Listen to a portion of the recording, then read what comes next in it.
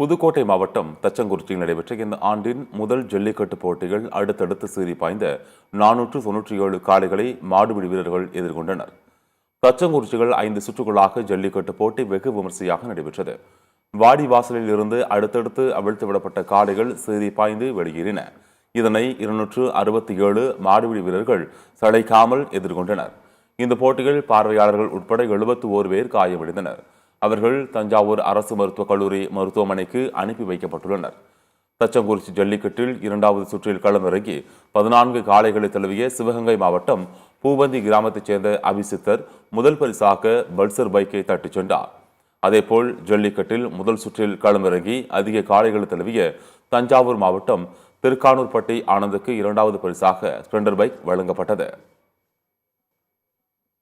நான் 4 வருஷமா ஜல்லிக்கட்டுல எடுத்துக்கிட்டு இருக்கேன். சந்தோஷமா இருக்கேன். இன்னைக்கு முதல் பரிசு வருடத்துல முதல் பரிசு வாங்கினது ரொம்ப சந்தோஷமே. 15 மாடு பிடிச்சிருக்கேன்.